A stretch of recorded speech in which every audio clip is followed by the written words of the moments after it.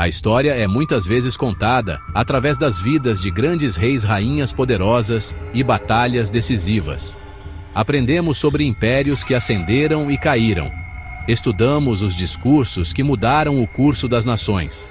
Mas por trás dessas grandes narrativas, existem outras histórias, mais ocultas.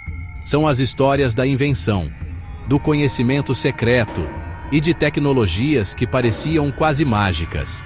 São as histórias de armas secretas. Não eram apenas espadas e lanças. Eram dispositivos engenhosos nascidos da necessidade e do gênio. Foram projetadas nas sombras e lançadas sobre inimigos desavisados, capazes de mudar o rumo de uma guerra em um único e chocante momento. Imagine o terror de um soldado enfrentando algo que ele não conseguia compreender. Essas invenções incríveis eram os trunfos das civilizações antigas. Eram segredos guardados mais ferozmente do que qualquer tesouro. Um rei poderia compartilhar seu ouro, mas nunca compartilharia o projeto de uma arma que garantisse sua vitória. Esta jornada nos levará através de diferentes eras e diversas culturas. Prepare-se para descobrir os projetos dos segredos mais bem guardados da história. Exploraremos a mecânica, as estratégias e o profundo impacto dessas maravilhas antigas. Poderia reescrever o destino de um império. Imagine uma batalha naval no século VII.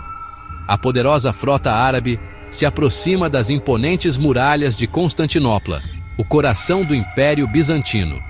Os invasores estão confiantes. Seus números são superiores. De repente, os navios bizantinos avançam. Mas eles não disparam flechas. Mas eles não lançam pedras de catapulta. Em vez disso, um aterrorizante riacho de fogo líquido irrompe de tubos de bronze montados em suas proas. O fogo é como nada visto antes. A água, que normalmente extingue as chamas, parece apenas fazê-lo queimar com mais intensidade. Este era o fogo grego, a arma secreta mais temida de seu tempo. A receita exata do fogo grego é um dos maiores segredos perdidos da história. Era um segredo de estado da mais alta ordem, conhecido apenas por alguns escolhidos. Resina de pinho, nafta, cal virgem, enxofre. Permitia aos marinheiros bizantinos projetar esse inferno líquido com precisão aterrorizante. Os marinheiros inimigos não tinham defesa, ou pular no mar onde o fogo continuava a queimar. Seu uso foi decisivo em várias batalhas-chave, principalmente nos cercos árabes de Constantinopla em 674-678. Tornou-se o símbolo máximo do poder bizantino e da superioridade tecnológica em uma era sombria e caótica. E mais tarde, para os otomanos, em 1453, a fórmula foi perdida para sempre.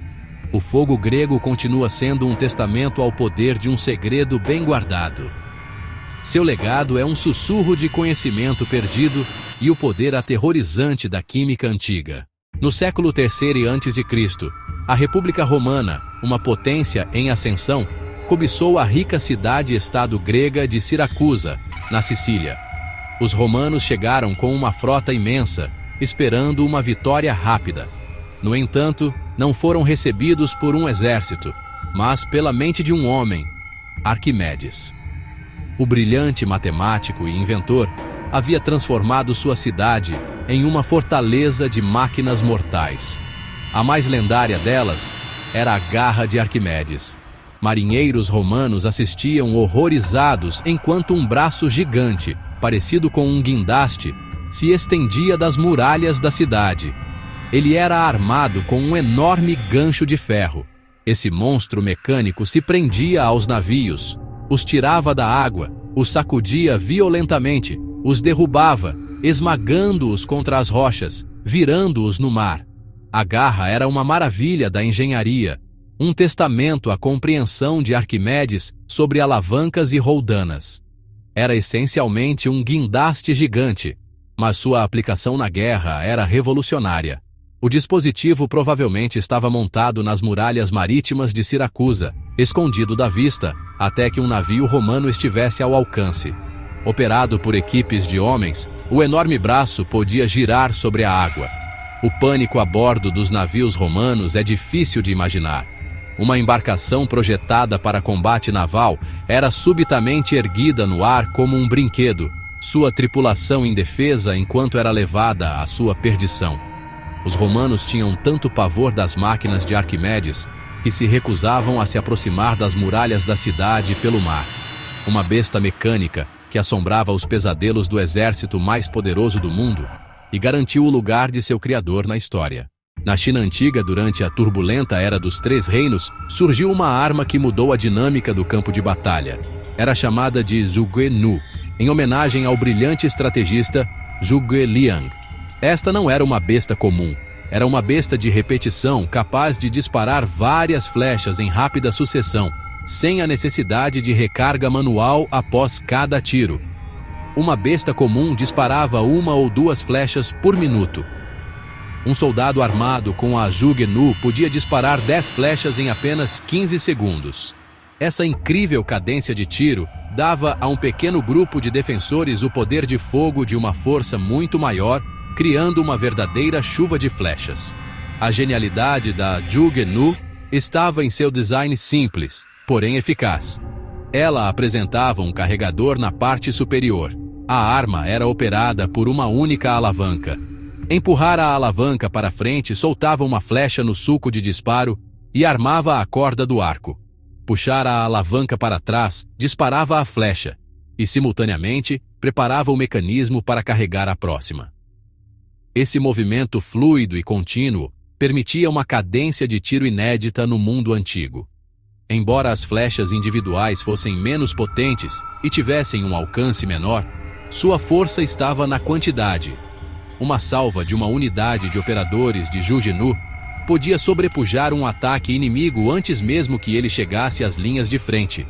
Esta arma era um segredo bem guardado, usada principalmente pelos guardas do palácio Zhuge Liang. O chanceler do reino de Shu-Han foi creditado por aprimorar o design, tornando-o uma parte fundamental de sua estratégia militar. O trovão rápido da Zhuge Nu foi um segredo que deu a seus proprietários uma vantagem decisiva e aterrorizante no campo de batalha. Nas profundezas da história do subcontinente indiano, nas tradições marciais de regiões como Kerala, reside uma arma que parece desafiar a lógica. É o Urumi, uma espada que se comporta como um chicote.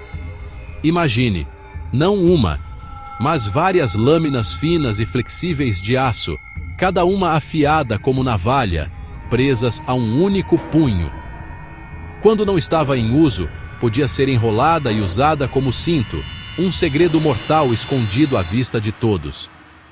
Nas mãos de um mestre, o Urumi se tornava um redemoinho de aço cortante, uma arma aterrorizante e imprevisível. Não foi projetado para golpes únicos e poderosos, mas para criar uma zona de perigo defensiva e ofensiva ao redor do guerreiro. A eficácia do Urumi vinha de seu movimento caótico e fluido. Um oponente treinado para lutar contra uma espada ou lança rígida estaria completamente despreparado para o ataque do Urumi. As longas lâminas, semelhantes a um chicote, podiam contornar um escudo, contornar uma defesa, atingindo o inimigo de ângulos inesperados. Um praticante habilidoso de Kalaripayattu, a antiga arte marcial indiana, poderia controlar essas fitas de aço com precisão incrível, fazendo-as dançar e rodopiar. Esta arma era particularmente eficaz contra múltiplos oponentes. Um único guerreiro empunhando um Urumi podia manter vários atacantes à distância. O Urumi continua sendo uma das espadas mais exóticas e perigosas já concebidas. No final do século XVI, o Japão lançou uma invasão massiva na Coreia. A marinha japonesa era grande e confiante, mas eles encontraram algo que não poderiam ter imaginado: o Jeobuseon, ou navio tartaruga. Este era um navio de guerra revolucionário, projetado e defendido pelo lendário almirante coreano Yi Sun-sin. Era uma fortaleza flutuante, uma embarcação tão avançada e tão formidável que parecia invencível. O navio tartaruga era coberto por um telhado arqueado de placas de ferro, protegendo os marinheiros e remadores do fogo inimigo. Essa carapaça protetora também era coberta por pontas de ferro afiadas, desencorajando os soldados japoneses de tentar abordar o navio. O design do navio Tartaruga foi um golpe de gênio. Não era uma embarcação grande, mas era rápida, poderosa e incrivelmente durável. Enquanto os navios de guerra convencionais da época tinham convéses abertos, o navio Tartaruga era totalmente fechado. Na proa do navio havia uma cabeça de dragão, que não era apenas para decoração. Ela podia ser usada para expelir uma densa e desorientadora nuvem de fumaça de enxofre e salitre em chamas, ou, em alguns relatos, até mesmo disparar uma bala de canhão de sua boca. Ele era armado com numerosos canhões em todos os lados, permitindo-lhe atirar em qualquer direção enquanto se movia pela frota inimiga. Essa capacidade de disparar uma barragem de canhões em 360 graus era uma enorme vantagem tática. Os navios Tartaruga atuavam como embarcações de assalto. Eles rompiam as linhas inimigas, semeavam o caos e desferiam ataques devastadores à queima-roupa. Sob o comando do almirante Yi, a pequena marinha coreana, liderada por seus poucos navios Tartaruga, conquistando seu lugar como um dos navios de guerra mais eficazes e inovadores da história. Ao lado dos temíveis navios Tartaruga, a Coreia do século XVI possuía outra arma secreta para defender suas costas, a Hwacha. Imagine uma carroça de 2 rodas, semelhante a um carrinho de mão, mas em vez de uma caçamba, ela era montada com uma grande plataforma de lançamento de madeira cheia de até 200 buracos. Cada buraco podia ser carregado com uma Shinjigeon, uma pequena flecha impulsionada por foguete. Quando acesa, a Hwacha disparava uma saraivada massiva de flechas flamejantes sobre uma formação inimiga, cobrindo uma vasta área com uma chuva mortal de projéteis. A Hwacha era uma obra-prima da tecnologia de armas combinadas. Ela fundia os princípios da arquearia com a ciência emergente da propulsão de foguetes. Cada flecha Shinjigeon tinha uma pequena bolsa de pólvora presa ao seu eixo. Um longo pavio de cada bolsa era passado pela plataforma de lançamento até um único ponto de ignição. Isso permitia que uma pequena equipe lançasse centenas de flechas quase simultaneamente. O efeito em uma infantaria massiva teria sido catastrófico. Não era uma arma de precisão, mas de saturação, projetada para quebrar o moral do inimigo e infligir baixas generalizadas em uma única explosão aterrorizante. O terror psicológico da Hwacha não pode ser subestimado. Um exército avançando em formação de repente ouviria um rugido ensurdecedor, seguido por um céu cheio de centenas de projéteis uivantes e flamejantes. Na Batalha de Haenju, em 1593, uma pequena força coreana, usando Hwachas e outras defesas, repeliu com sucesso um exército japonês que o superava em 10-1. E um testemunho da incrível engenhosidade dos inventores coreanos em sua desesperada luta pela sobrevivência. Nem todas as armas secretas ou incomuns foram projetadas para serem letais. Algumas foram criadas com um propósito diferente, embora igualmente sombrio: a captura. Na Europa medieval e renascentista, surgiu uma alabarda peculiar conhecida como apanhador de homens. Consistia em um longo bastão que terminava em uma cabeça de 2 pontas que formava uma coleira com mola. Numa época em que o resgate de cativos importantes era um negócio lucrativo, capturar um senhor inimigo poderia ser muito mais rentável do que matá-lo. As histórias dessas armas ancestrais são mais do que meros rodapés curiosos na história militar. Elas são testemunhos poderosos da criatividade ilimitada da mente humana, especialmente quando confrontada com ameaças existenciais.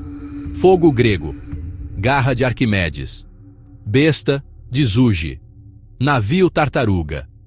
Não eram apenas ferramentas de guerra, eram símbolos de esperança para as culturas que os criaram. O mais impressionante é a diversidade: química mecânica, engenharia pura, habilidade humana. Da complexa fórmula do fogo bizantino à simplicidade mecânica da besta chinesa de repetição. Eram tecnologias sofisticadas, quase mágicas para quem as enfrentou. Essas maravilhas continuam a nos inspirar hoje. A Hwacha é ancestral dos lançadores múltiplos de foguetes. O navio Tartaruga prefigurou navios blindados do século XIX. Em última análise, o maior segredo é sobre nós. Mostram nossa capacidade de resolver problemas e instinto de sobrevivência. Um legado de inovação e surpresa. Um segredo que podia mudar tudo num único momento.